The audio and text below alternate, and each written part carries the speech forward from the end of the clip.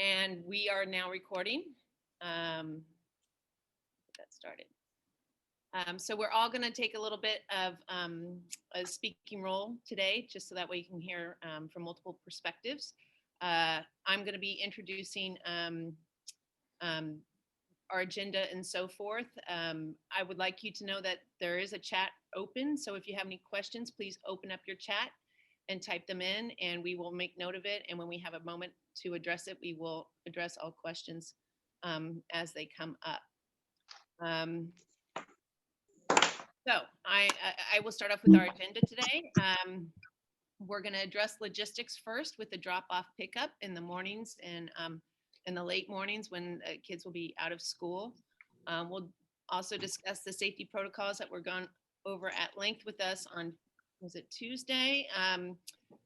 Whole staff, and so we are well versed on what to expect as far as safety for the students, safety for the children, for the teachers as well as staff. Thank you. And then there is a compact between the district and parents that the district would like you to read and sign. There is one page within that compact that has you initial that you understand the risks and what safety supports have been put in place for the benefits of your child. So if you can initial that and scan it and send it back to us via email, that would be the easiest way.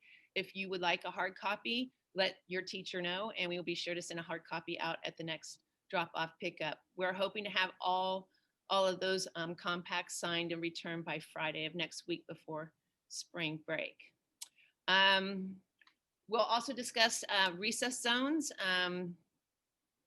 Each classroom will have a zone, and we'll go into detail about that. You've had an opportunity to view our daily schedules, and we would like to just kind of discuss what asynchronous work might look like in your home. We also want to discuss personal belongings and the necessary limits that we're going to have to put on that. And then, of course, we'll be available for questions afterwards. So again, thank you very much for coming. Those of you who just joined us, this meeting is being recorded. If you don't want your name or image being recorded, you should turn off your camera and delete your name. But welcome. Thank you.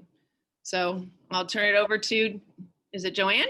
Yeah, that's correct. So drop off and pick up procedures. Any typical year, it wouldn't be a big deal, but we're also adding on the fact that we have a brand new campus. So we want, I created a short video to explain the drop off and pick up procedures to you. So I'm going to share that with you right now. We are excited to be welcoming students onto our brand new DPM campus. Please use the following drop-off and pick-up procedures. The main entrance will be closed, bus access only. Students will be dropped off no earlier than 8:05 a.m. All cars must enter the campus by using Avalon, not Maryland. All students must enter campus through grade level specific gates. If you're a third grader, enter through the third grade gate. Please remember we are a closed campus. No visitors are allowed on campus. This is where 5th and 6th grade students should be dropped off. Once dropped off, go directly to your classroom. 3rd and 4th grade students should be dropped off and enter through this gate. 4th grade students go directly to your class. 3rd grade students, your teacher will meet you at the block top. Make sure to use the 2-minute loading zone when dropping off or picking up. Kinder families, please pull up to the kindergarten playground for drop-off. Please stay in the car and have your child exit the vehicle. Please be careful when merging back into the flow of traffic. 1st and 2nd grade students should be dropped off and enter through the main gate.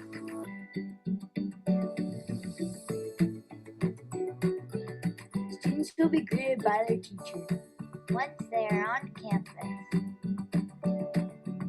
If you have multiple students in different grade levels, drop them off at one gate and enter through their designated gate. When leaving campus, students will leave through the departed gate. When walking to school, make sure to enter through your proper gate. And please drive safe.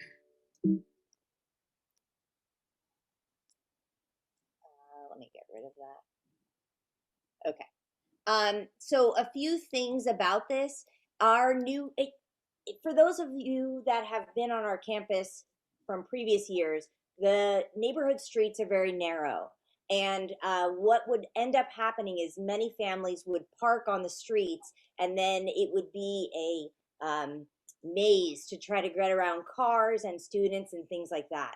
The structure of our new campus is designed similar to that of an airport, where it's a loading zone, drop off and pick up. So if you looked at the video, or if you want to look at it again, it has multiple lanes. One lane is a through lane and one lane is a drop off and pick up lane.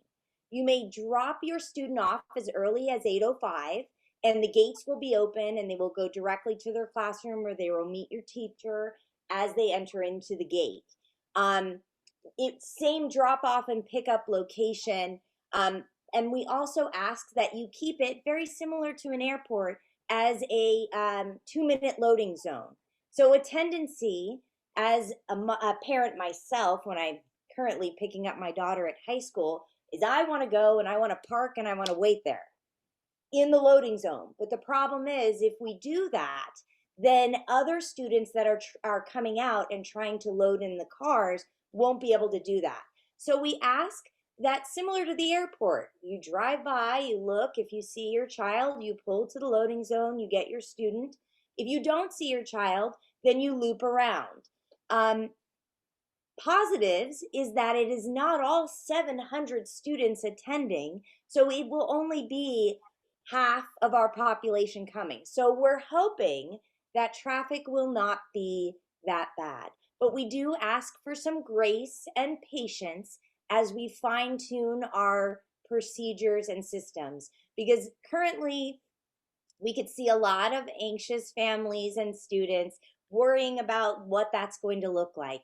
Please know there will be adult supervision when your student enters the campus, and we will make sure that there is supervision at the end of the day as well. So we will be with them, making sure they're getting in the cars, and we're hoping with that week that we're coming back right before break, we can kind of work out those kinks and modify anything that needs to be adjusted.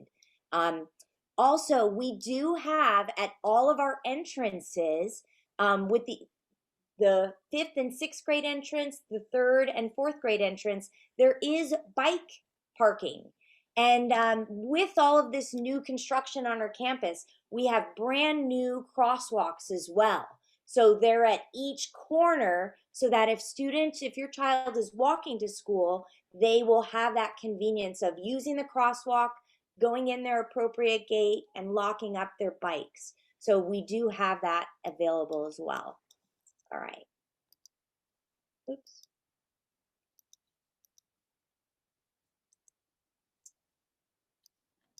Okay, so I'm going to talk a little bit about safety protocol.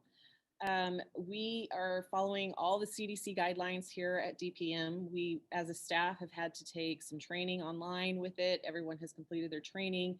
We've had several staff meetings regarding CDC guidelines, and we are well versed on all these different things. We've set up our classrooms to be in compliance with CDC guidelines. Ms. Darrell will be talking later about how we will be addressing that when they're at recess time as well.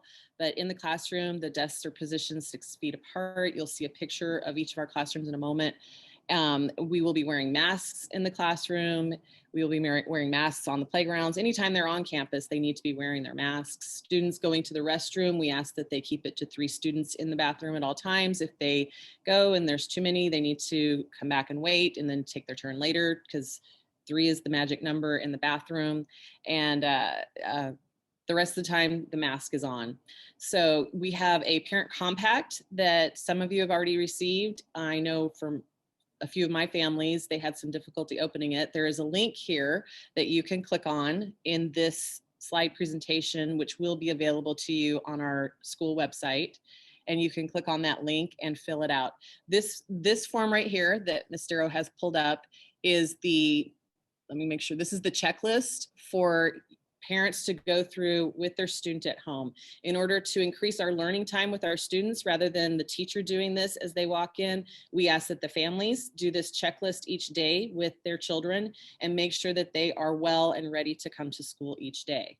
Then this list right here that Ms. Darrow is showing us is that second one. Hang on just a second. That is what we will be doing if we sense that we have a child that has some symptoms. We will be going through a checklist as well, and you may get a phone call depending on what that checklist reveals.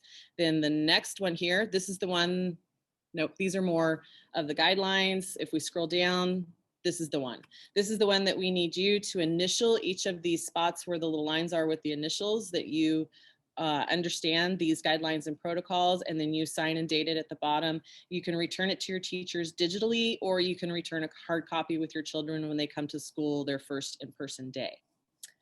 And I think that, and then we have more of that packet right there it's all in the packet that I sent to families and that other teachers will be sending. So that's right there for you guys to go through all our hand washing procedures. We have these signs posted all over school, reminding students in the bathrooms how to wash their hands, using hand sanitizer, all the different things that we need to go through. And we will be going through these again with our students as well.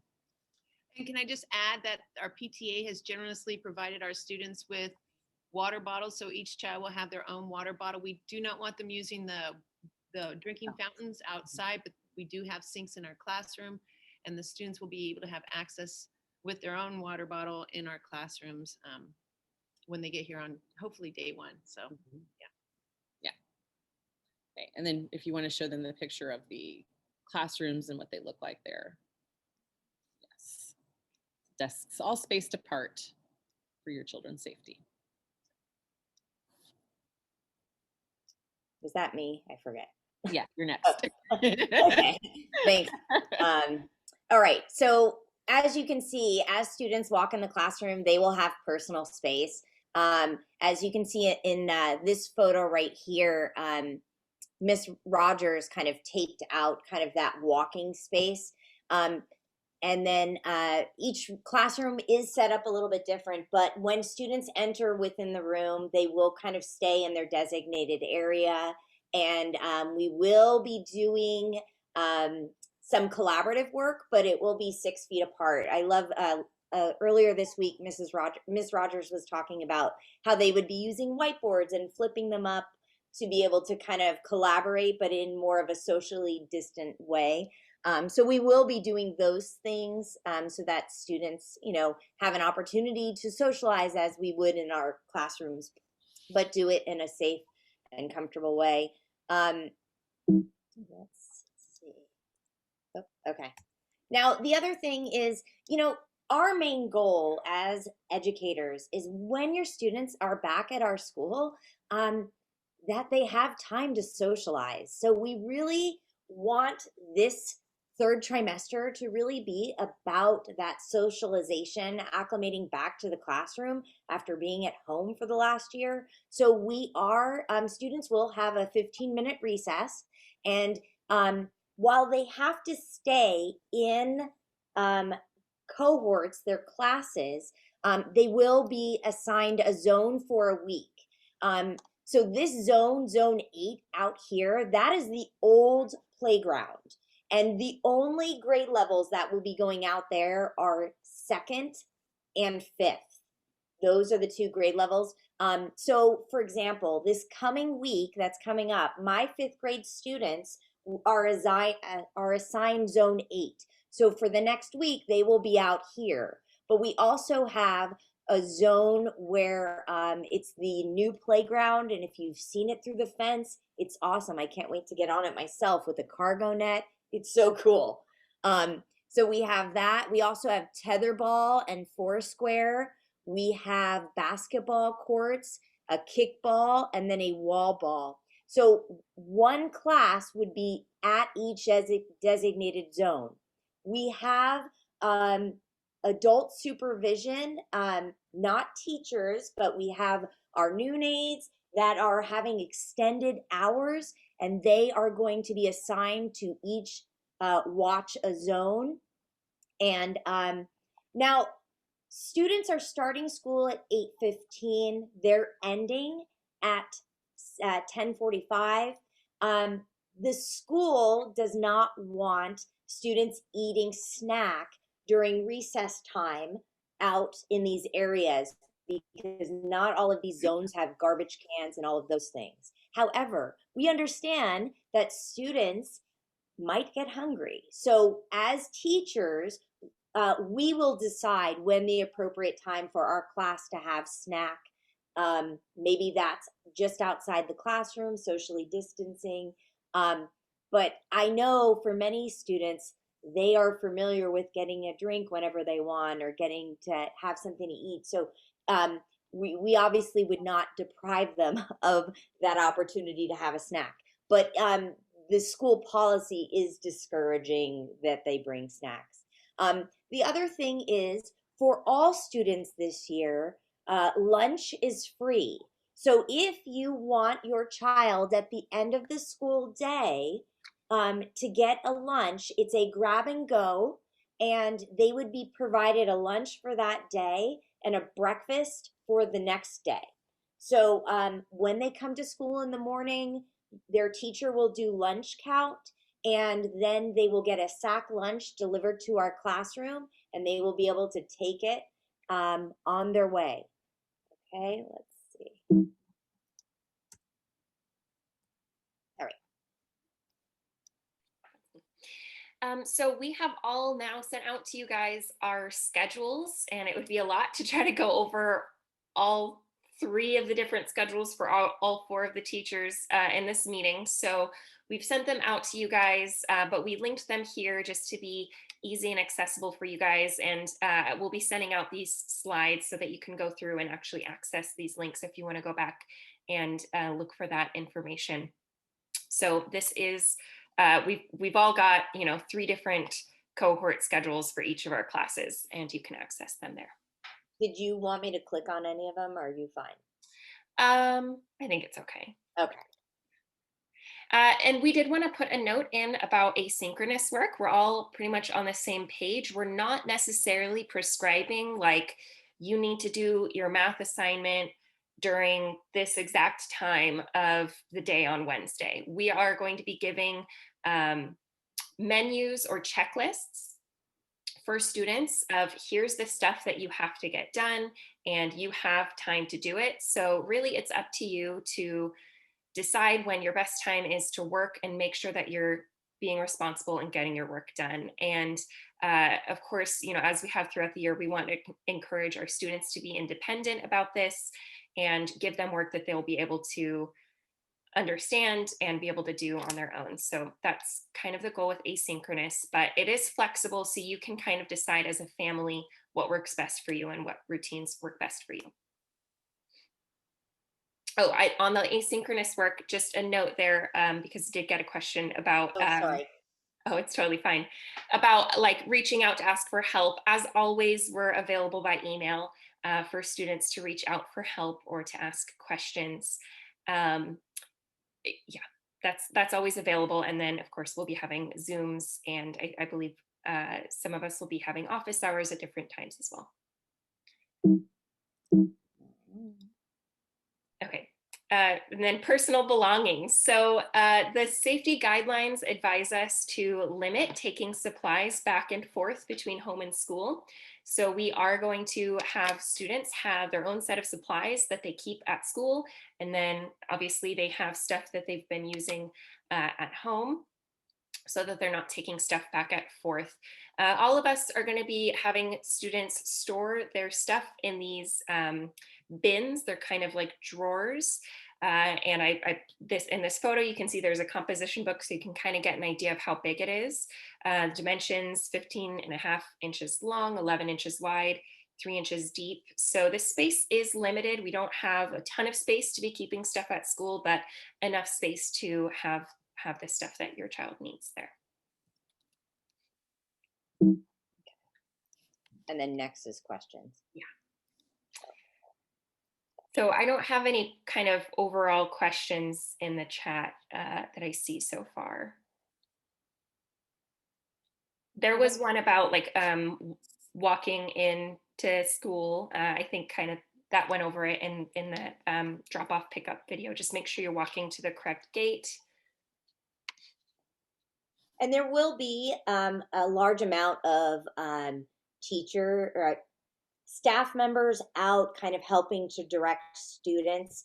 Yeah, so I think we can help navigate that as we. Mm-hmm. There is a question about backpacks. I feel like backpacks kind of depend if they. I mean, I think we will still be having days where we send home a folder of, work for them to be doing at home, or if say they want to have their personal wipes with them or their hand sanitizer with them, they might want to have a bag with them that they keep. But for some people, backpacks might not be necessary. What do you guys think? Well, the classrooms do have outside of our rooms, we have hooks for the backpacks. So if backpacks are brought, they're more than welcome to, we will have them hang their backpacks like spaced apart outside. Unlike, so typically in a typical fifth grade year, I would have students bring like a binder and all of this stuff. And I'm not doing that this year. So really, in my mind, when I enter the classroom next Monday and next Thursday with these groups of students for the first time, I will be kind of figuring things out as we go. So as a class, if we decide, hey, we really need the backpack because my back is killing me and you're loading us with schoolwork. I'm just kidding. If that's the case, then I'm very flexible and we'll just go from there. Yeah, I would say backpacks for my class would be optional if you want to have a backpack, because I will be sometimes giving a folder of stuff to take home, and it'll be stuff that they'll work on over a few weeks, or asking them to turn stuff in. And if it would be easier to have a backpack to do that, that might be easier. There's a question about should they bring Chromebooks? The answer to that is no. That when they're at school, we're going to be focused on paper, pen, hands-on stuff. We are not going to be doing stuff on the computer when you're here at school. So we've been doing a lot of stuff on the computer all year long, and they're still going to be getting that when they're doing Zooms and the at-home side of school. And a positive on that is I was figuring out the numbers, and for at least fifth grade, when they are at school that day for that 2.5 hours, when they go home, they really will only have about 35 minutes of independent work.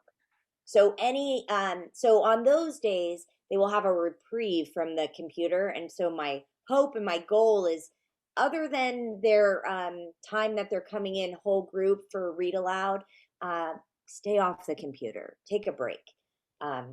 So yeah, but anything that's done within the classroom, we want that to be pencil to paper, hands-on, things like that. There's another question. Can I only get breakfast? Yes.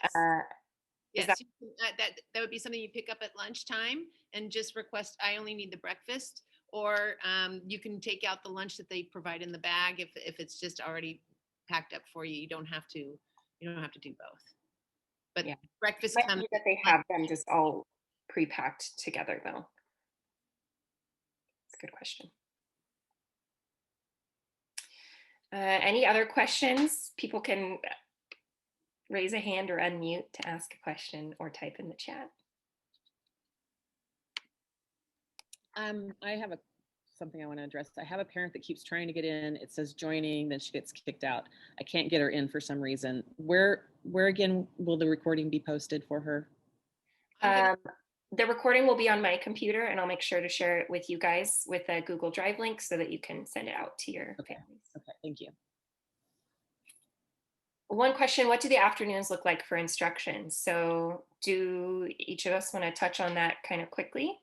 For instruction in the afternoons for me, the C group, the fully online group, will be getting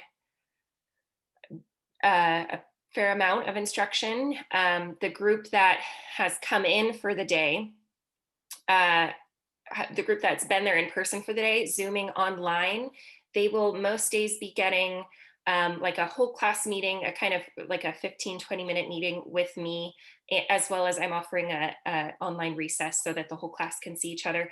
And they are also getting specials in the afternoon. So if they come to school in the morning, in the afternoon, they'll most days be getting art, music, or PE on Zoom.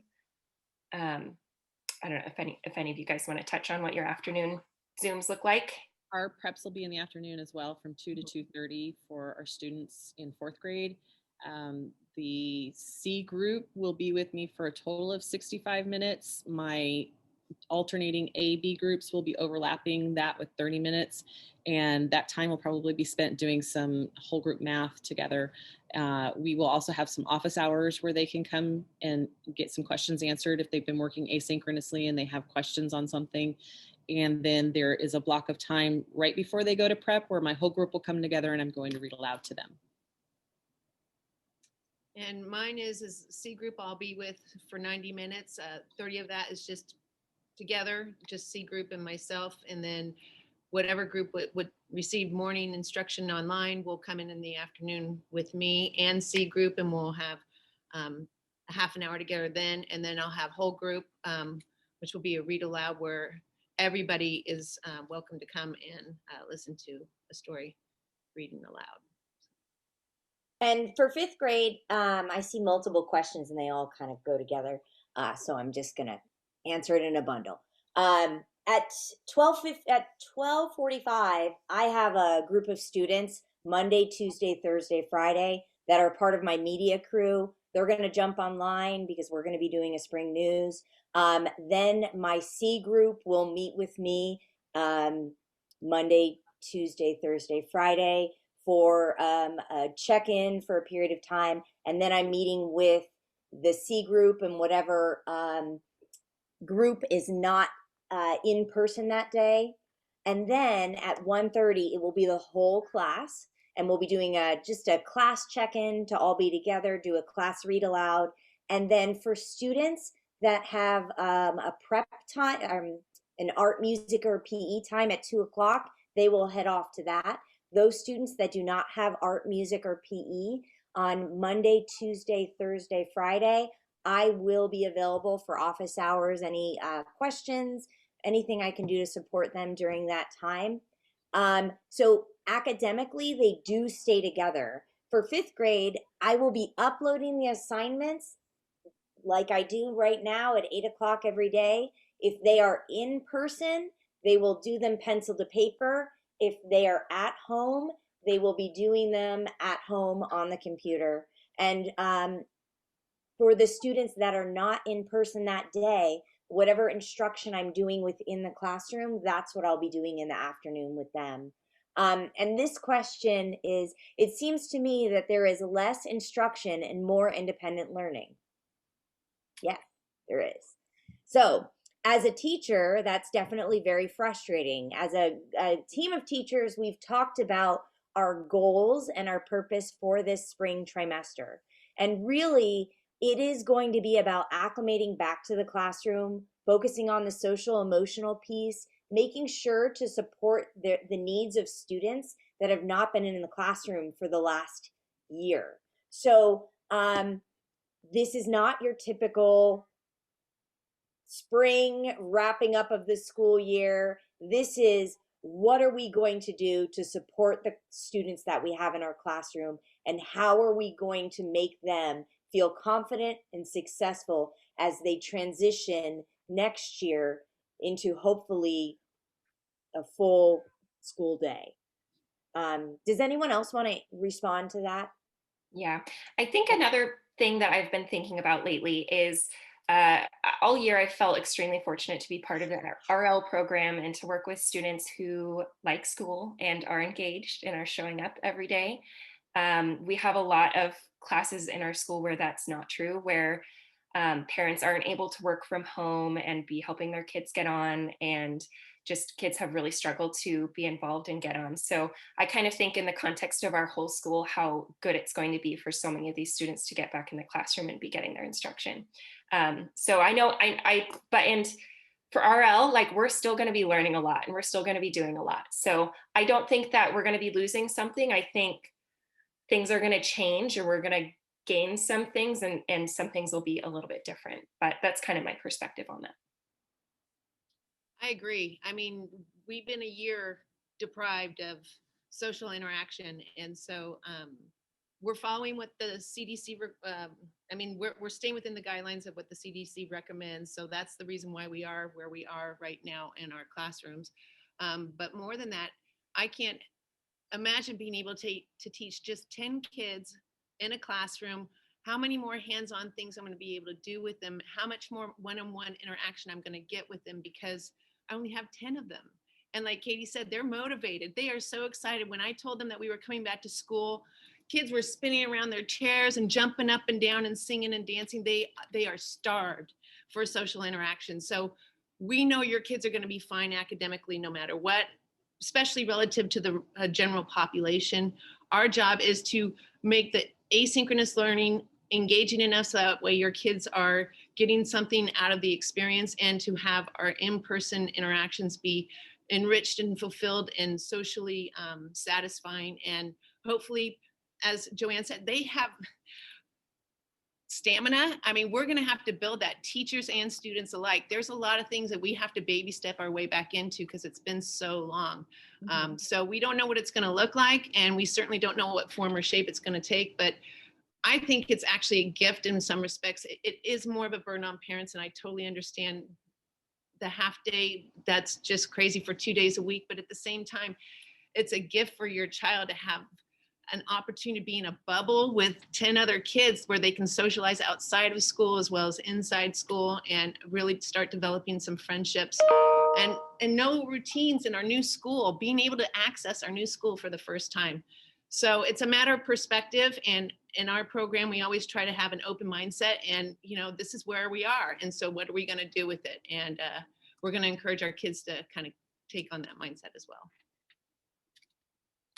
Can I add to any of that? I think my colleagues pretty much covered it. So yeah, I don't have anything else to add. The reason why the cohort A and B are not just a flip schedule is because we have specialists that come in, and they don't all come in at the same time. So that would be nice, but it just doesn't work out that way. So they make a schedule. It does balance out because the B group, even though they're not getting as much time on the afternoon on Thursday, they're getting more time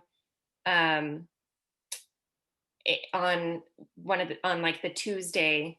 They're getting more synchronous time on Tuesday. So overall the week it does even out. Yeah. There is a question regarding our fifth graders track so far and their progress this year, and do you feel there is a lot of catching up to do for them to get ready for sixth grade? Well, the positive on that is everyone is going to be doing a lot of catching up, and so we're all kind of trying to figure this out as we go. And I know that for the middle school, my husband is a middle school teacher, and the middle school teachers, when speaking to him, are well aware that all students, not just the RL, but all students are going to have a lot of catching up to do. So that really is going to come down to us as teachers and really assessing where our students are. So yes, I do think that there is going to be I don't know if it's really catching up because this is where they are, and so the teachers will just take off on that next year. And I think it'll be very eye-opening for us as teachers. Once we have students in person, we can really have a good evaluation and assessment. Us on a screen right now is only a small measure of what students are really capable of, because they have the ability to mute us or, turn off their screen. So they can't do that when they're in person. So I think I will have a better, real, honest response to that when I have about 4 weeks of students in class, and I can really see what students are capable of. On a screen right now, I get glimpses, but it leaves me always wanting more discussion, more dialogue. and so I'm really anxious to get them back in the classroom so I can kind of see where we go from here. And I would say that the middle school teachers are in that same situation. And I would say for the other grades, that's the beauty of this program is they are a cohort. So we will communicate. I will be communicating with Ms. Rogers about what we didn't get to this year, that she can just start wherever we didn't get to, and so forth and so on. So that is one of the unique beauties of our program, is that whatever we don't hit, it will be hit the following year. And it's okay, because your kids are going to be fine. Your kids are going to be fine academically. I can't stress this enough. They'll still get into the best schools. This is just a year like anybody else's. And when people say about falling behind, I say relative to what? There are some schools that have been in session this whole entire time, but I don't know relative to our kids, did they learn more or not? I don't know. We'll think the proof will come out in several years worth of data, but in the meantime, with the support they have at home and the great education that they're receiving as we can deliver it right now, I think that they'll be just fine. I do want to say, as of right now, we are doing state testing. I don't really know what that's going to look like. So state testing would be 3rd grade, 4th grade, 5th grade. I don't know what that is going to look like. But as I learn more, I will share that information with you. And I think the state of California will be kind of using that to assess kind of what that deficit over the last year has been. And we can kind of go from there and see what needs to happen next. So there is state testing that is coming up in April. So, Mrs. Metz, you have a question regarding cohort scheduling in the chat. I don't know if you had an opportunity. Yeah, that was a flipped schedule that we were talking about. It's not exactly. It's because of preps. I have a prep on random on Friday afternoon, so it just depends on which cohort and the preps. And Ms. Rogers was trying to explain that as well.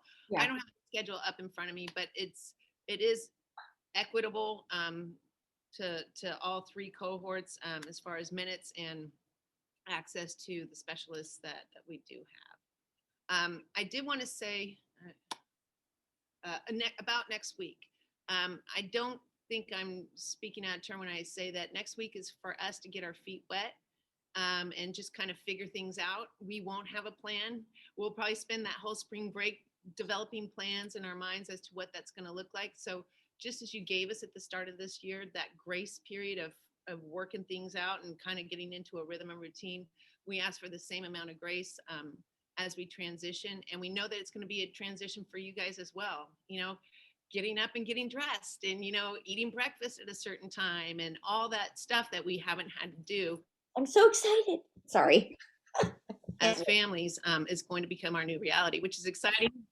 I know it's exciting, but it's also a little daunting having not done it. So we will continue to communicate with you and keep you posted on things as they arise, but just know we're figuring it out as we're going along. We don't have any long-term plan as of yet. We're just super excited to have your kids in our class again, for sure.